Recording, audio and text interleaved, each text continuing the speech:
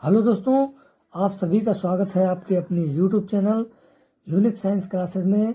आज का जो हमारा वीडियो है दोस्तों, वो कक्षा 12 के केमिस्ट्री के सॉल्यूशन चैप्टर पर बेस्ड है दोस्तों। इसमें एक टॉपिक है मोल प्रभाज। आज हम डिस्कस करेंगे इस वीडियो में दोस्तों कि मोल प्रभाज या मोल अंश, मोल प्रभाज या मोल अंश, या इसको अंग्रेजी में कहते हैं मोल फ्रैक्शन। मोल फ्रैक्शन क्या है, तो आइए समझते हैं दोस्तों। मोल प्रभाज क्या है, यहाँ पर डिफिनेशन लिखा हुआ है, तो इसको समझते हैं। विलयन में मौजूद कोई एक घटक के मोलों की संख्या तथा विलेय एवं विलायक के कुल मोलों की संख्या के अनुपात को उस घटक का मोल प्रभाज कहते हैं। इसको फिर से समझेंगे।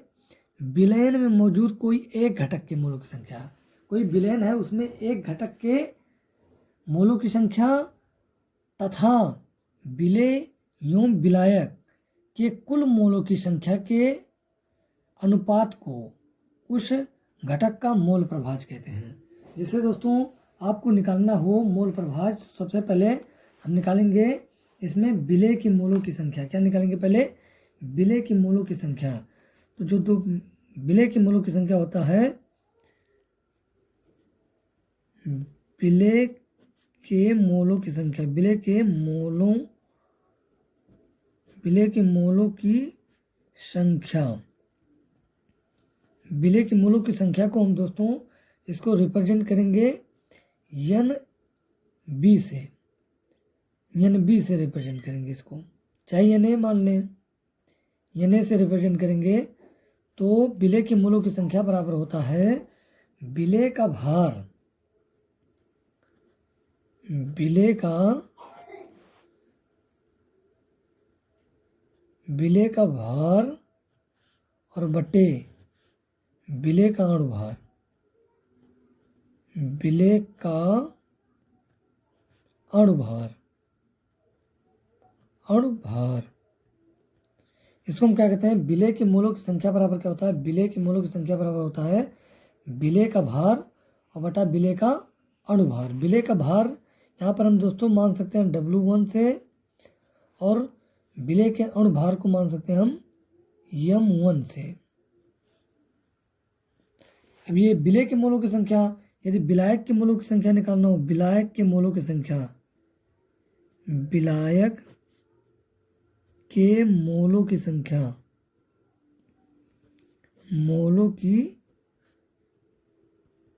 विलायक के मोलों की संख्या, इसको मान लेते हैं NB। तो NB बराबर क्या होगा? NB बराबर हो जाएगा विलायक का भार, विलायक का भार, इसको मान लेते हैं W2, विलायक का भार, और बटे विलायक का अणुभार, बटे क्या हो जाएगा? विलायक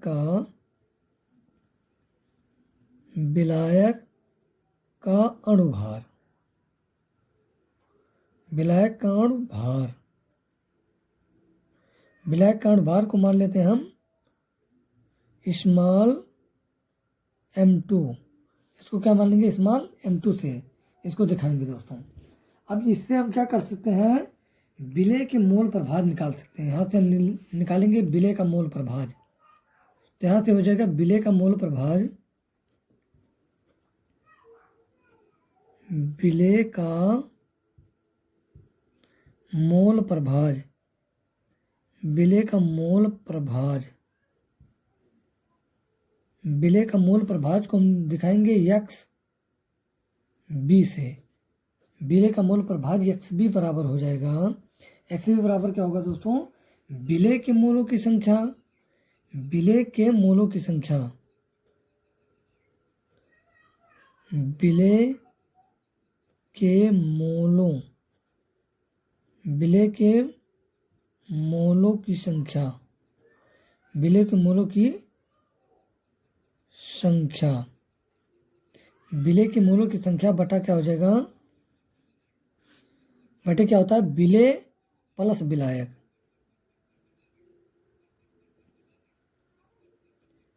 विलेय प्लस विलायक, विलेय प्लस विलायक के मोलों की संख्या, के मोलों की संख्या हो जाएगा। तो यहाँ से दोस्तों हमारा क्या निकला, विलेय का मोल प्रभाज्य क्या आ गया, विलेय का मोल प्रभाज्य बराबर क्या हो गया, इसको हम ब्रैकेट में कर लेंगे। तो यहाँ से दोस्तों हमारा क्या निकला, विलेय का मोल प्रभाज्य, विलेय का मोल प्रभाज्य एक्स बी बराबर विलेय के मोलों की संख्या और प्लस विलेय प्लस मोलों की संख्या अपान विलेय प्लस विलायक के मोलों की संख्या, इसी को क्या कहते हैं, विलेय का मोल प्रभाज्य। डिफिनीशन से समझेंगे दोस्तों, डिफिनीशन में क्या दिया हुआ है, डिफिनीशन में दिया था विलयन में मौजूद कोई एक घटक के मोलों की संख्या, कोई एक घटक के मोलों की संख्या तथा विलेय एवं विलायक के कुल मोलों की संख्या। तो यहाँ पर दोस्तों विलेय के मोलों की संख्या, एक घटक के मोलों की संख्या और प्लस क्या है, विलेय और विलायक के कुल मोलों की संख्या या विलेय प्लस विलायक के मोलों की संख्या के अनुपात को हम क्या कहते हैं दोस्तों, विलेय का मोल प्रभाज्य कहते हैं। इसी प्रकार यदि आपको विलायक का मोल प्रभाज्य निकालना हो तो इसी प्रकार हम लिख सकते हैं, इसको हम शॉर्ट फॉर्म में ऐसा लिख सकते हैं, एक्स बी बराबर यहाँ पर लिख सकते हैं शॉर्ट फॉर्म में हम लिख देंगे एक्स बी बराबर विलेय के मोलों की संख्या, विलेय के मोलों की संख्या मैंने क्या माना है, विलेय के मोलों की संख्या एन ए, यहाँ से हम लिख देंगे एन ए अपान विलेय प्लस विलायक के मोलों की संख्या। तो विलेय क्या हो जाएगा एन ए और प्लस क्या हो जाएगा विलायक के मोलों की संख्या माना गया है यहाँ पर विलायक के मोलों की संख्या एन बी। तो यहाँ से क्या हो जाएगा एन बी, ये एक क्वेश्चन आ गया, इसको मान लेंगे क्वेश्चन नंबर 1, इसको क्या दे देंगे, क्वेश्चन नंबर 1 दे देंगे। आगे इसी प्रकार हम निकाल सकते हैं विलायक के मोल प्रभाज्य, इसी प्रकार क्या निकाल सकते हैं विलायक के मोल प्रभाज्य, विलायक का मोल प्रभाज्य, विलायक का मोल प्रभाज्य, विलायक का मोल प्रभाज्य क्या बराबर क्या होगा, विलायक के मोलों की संख्या बराबर क्या हो जाएगा, विलायक के मोलों की संख्या, विलायक के मोलों की संख्या, विलायक के मोलों की संख्या, विलायक के मोलों की संख्या बटे क्या हो जाएगा, विलायक के मोलों की संख्या बटे क्या हो जाएगा विलेय प्लस विलायक, विलेय प्लस विलायक, विलेय प्लस विलायक के मोलों की संख्या, के मोलों की क्या हो जाएगा संख्या हो जाएगा, विलेय प्लस विलायक के मोलों की संख्या बराबर। यहाँ से हम इसको क्या लिख सकते हैं, जो विलायक के मोल प्रभाज्य इसको मान लेते हैं एक्स ए। तो यहाँ से हो जाएगा एक्स ए इक्वल टू हो जाएगा विलायक के मोलों की संख्या, विलायक के मोलों की संख्या यहाँ पर दोस्तों क्या माना गया है, विलायक के मोलों की संख्या एन बी। तो यहाँ से हो जाएगा N B upon N A plus N B हो जाएगा। इसको हम इक्वेशन नंबर मान लेंगे सेकेंड, इक्वेशन नंबर क्या मान लेंगे, सेकेंड मान लेंगे। अब यहाँ से क्या करेंगे दोस्तों, समीकरण 1 और 2 को क्या करेंगे जोड़ लेंगे, समीकरण 1 और 2 को जोड़ने पर यहाँ पे लिख देंगे समीकरण 1 और 2 को जोड़ने पर, यहाँ पर लिख दे रहे हैं समीकरण 1 व 2 को ऐड करने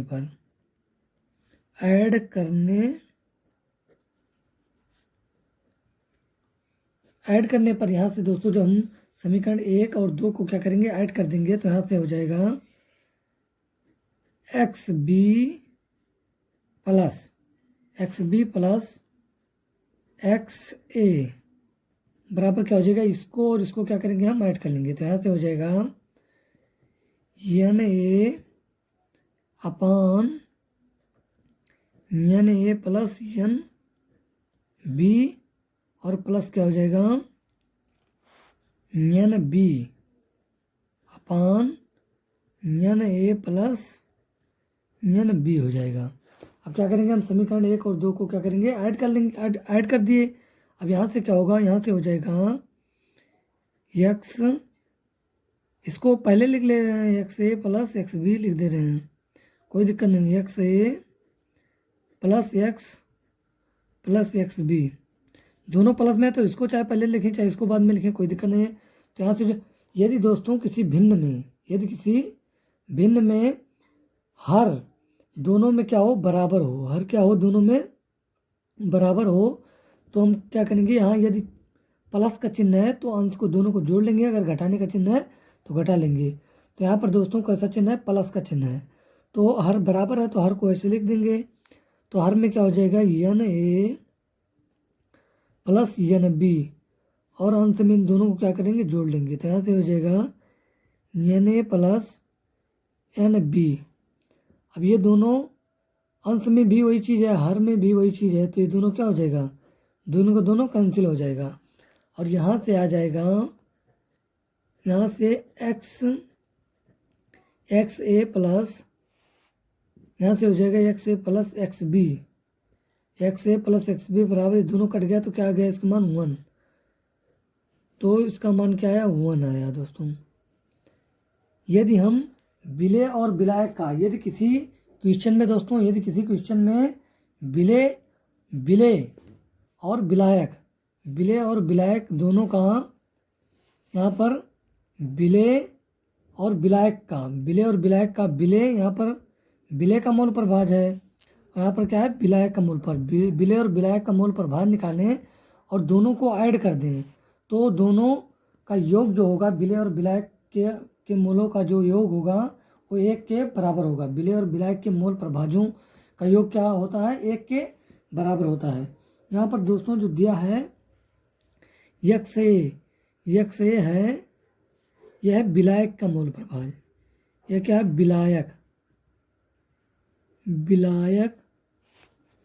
विलायक का मूल प्रभाज, विलायक का मूल प्रभाज।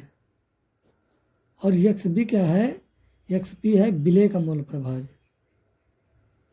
विलेय का मूल प्रभाज,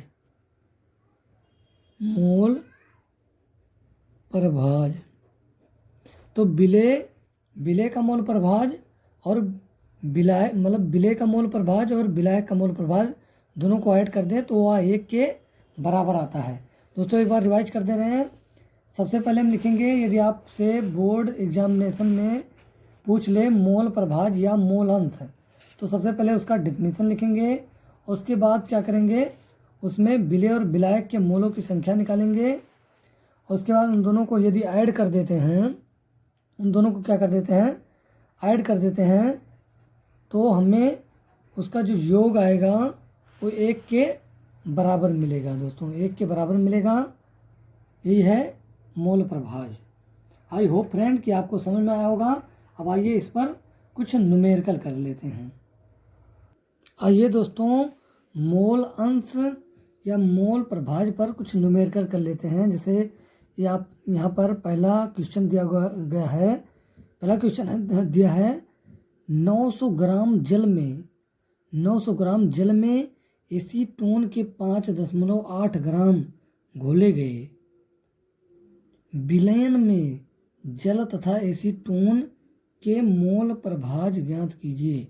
यहाँ पर दोस्तों 900 ग्राम वाटर दिया हुआ है, जल कितना दिया हुआ, वाटर 900 ग्राम दिया हुआ है, और एसीटोन के 5.8 ग्राम है। 900 ग्राम जल में 5.8 ग्राम कितना क्या है, एसीटोन है। और इसमें मुझे आपको एसीटोन और जल के जल और एसीटोन के क्या ज्ञात करना है, मोल प्रभाज ज्ञात करना है। वाटर और एसीटोन का मोल प्रभाज ज्ञात करना है। और क्वेश्चन में दिया हुआ एसीटोन का अणुभार दिया हुआ 58 और जल का अणुभार कितना दिया हुआ है, 18 दिया हुआ है। अब यहाँ पर क्वेश्चन में दिया हुआ, कहीं कहीं क्वेश्चन में आपको अणुभार नहीं दिया रहेगा तो आप निकाल लेंगे वहाँ से, तो इसमें दिया हुआ है तो निकालने की कोई ज़रूरत नहीं है। तो इसमें हमें निकालना है मोल प्रभाज, जल और एसीटोन का मोल प्रभाज निकालना है। तो एसीटोन का मोल प्रभाज बराबर क्या होता है दोस्तों, इसे निकाल लेते हैं। एसीटोन का मोल प्रभाज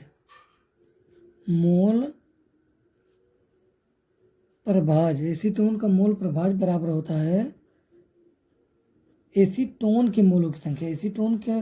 का मोल प्रभाज बराबर होता है एसीटोन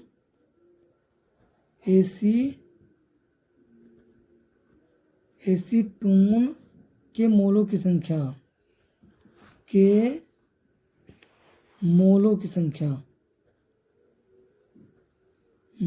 की संख्या और अपान क्या हो जाएगा, एसीटोन प्लस, यहाँ से हो जाएगा एसीटोन प्लस जल के मोलों की संख्या, मोलों की संख्या। यहाँ से हो जाएगा। इसी प्रकार यदि जल का निकालना हो, हमें जल का मोल प्रभाज H2O लिख दें, H2O का मोल प्रभाज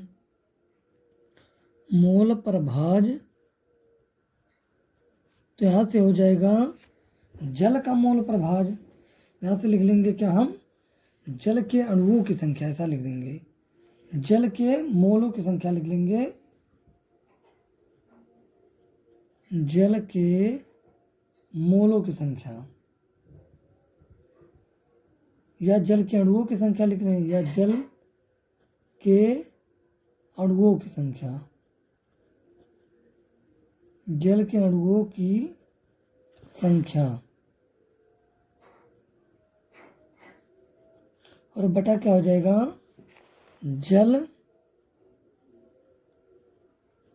प्लस एसीटोन, जल प्लस एसीटोन के मोलों की संख्या, के मोलों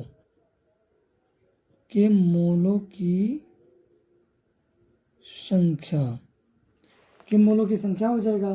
अब यहाँ से दोस्तों हम क्या करेंगे, सबसे पहले हम निकाल लेंगे दोनों के मोलों की संख्या निकाल लेंगे। तो सबसे पहले यहाँ से निकालते हैं एसीटोन के मोलों की संख्या। एसीटोन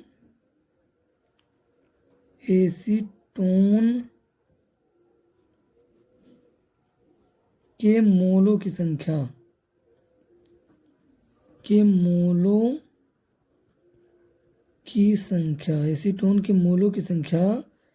एसीटोन के मोलों की संख्या बराबर क्या होता है दोस्तों, एसीटोन का भार बटा एसीटोन का अणुभार हो जाएगा।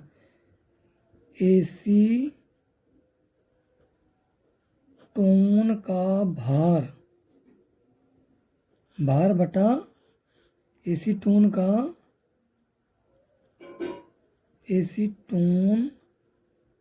अणुभार, एसीटोन का अणुभार। तो एसीटोन का भार दोस्तों क्या देगा, 5.8 ग्राम। तो यहाँ से हो जाएगा 5.8 अपान, और एसीटोन का अणुभार यहाँ पर दिया हुआ अणुभार 58, तो यहाँ से हो जाएगा 58 हो जाएगा।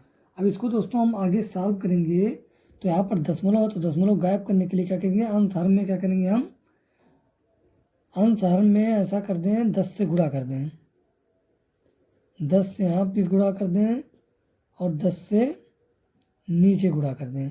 तो गुणा कर देंगे तो 10 से इसमें गुणा करेंगे तो हो जाएगा 58 और नीचे करेंगे तो हो जाएगा 58 इंटू 10 हो जाएगा। अब ये दोनों दोस्तों क्या हो गया, कट गया। अब यहाँ से आ गया हमारा 1/10।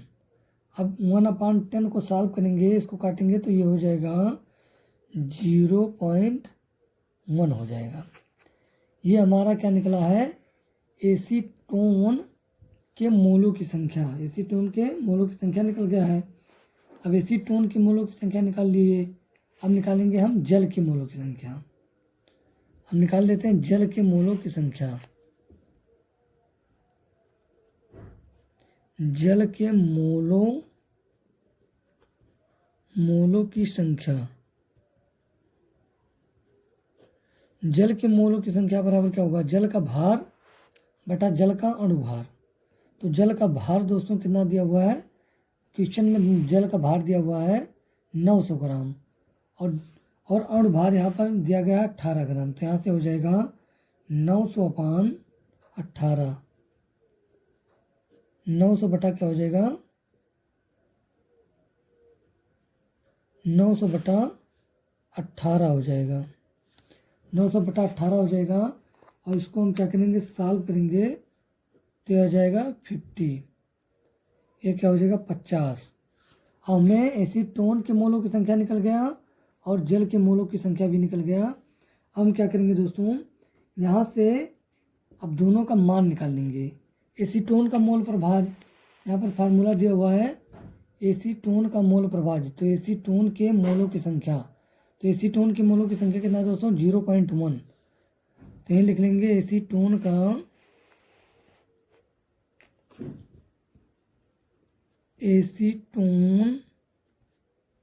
का मोल प्रभाज।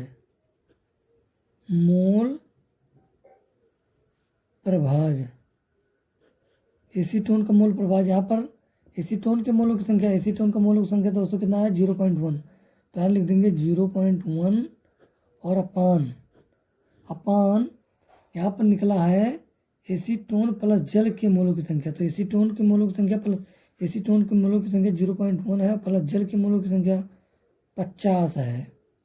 तो इन दोनों को दोस्तों जब जोड़ेंगे हम तो ये हो जाएगा, यहाँ से सॉल्व करेंगे आगे तो ये हो जाएगा 0.1 अपान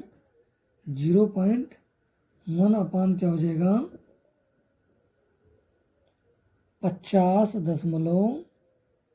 ये क्या हो जाएगा 1 हो जाएगा। 50 हो जाएगा। और इसको हम सॉल्व करेंगे तो इसको सॉल्व करने पर हमारा जो मान आएगा वो हो जाएगा 0.002 हो जाएगा।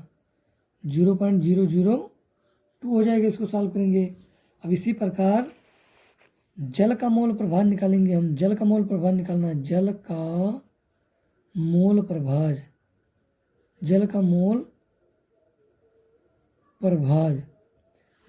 प्रभाज यहाँ फार्मूला दिया हुआ है जल के मोलों की संख्या या अणुओं की संख्या। तो जल के मोलों की संख्या दोस्तों कितना निकला है 50। तो यहाँ से हो जाएगा 50 अपान और जल प्लस एसीटोन के मोलों की संख्या। तो जल प्लस एसीटोन के मोलों की संख्या कितना आ गया है, जल और एसीटोन के मोलों की संख्या दोनों को जोड़ा गया है यहाँ तो 50.1 आया। तो यहाँ भी कितना हो जाएगा 50.1 हो जाएगा। अब इसको हम क्या करेंगे 50.1 को सॉल्व करेंगे तो ये आएगा 0.998 आएगा। तो दोस्तों हमें जो प्राप्त हुआ एसीटोन के मोलों की संख्या वो आया 0.002 और जल के मोलों की संख्या कितना आया है 0.998। अभी मैंने आपको शुरू में बताया था मोल प्रभाज का डिफिनीशन में, यदि विलय के मोल प्रभाज और विलायक के मोल प्रभाज को जोड़ा जाए तो इसमें विलय क्या होगा, विलय जिसकी मात्रा कम होती है। तो यहाँ पर एसीटोन की मात्रा कम है और जल की मात्रा क्या ज़्यादा। तो विलय और विलायक के मतलब मोल प्रभाज को जोड़ा जाए, विलय प्लस विलायक मतलब यहाँ पर जोड़ लेंगे एसीटोन और प्लस जल। एसीटोन प्लस जल का मोल प्रभाज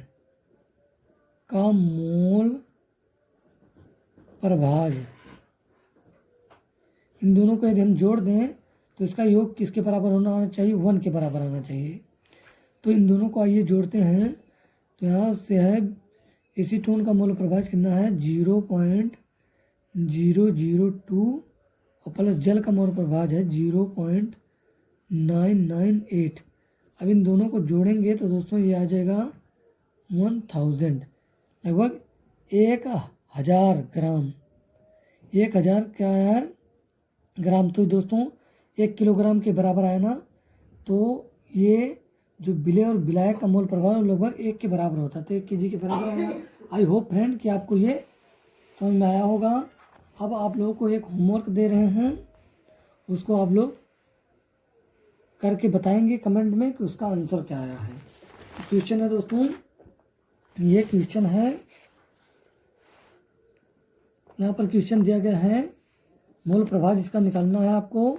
क्वेश्चन है यूरिया के 6% भार जलीय विलयन में यूरिया के 6%, यूरिया का 6% भार है और जलीय विलयन में यूरिया के मोल प्रभाव की गणना करना है। मतलब जलीय विलयन है और 6% उसमें क्या है यूरिया डाला गया है, उसका आपको क्या निकालना है मोल प्रभाव। तो दोस्तों इसको कमेंट में इसका आंसर ज़रूर बताइएगा। अब मिलते हैं नेक्स्ट वीडियो में, तब तक के लिए धन्यवाद।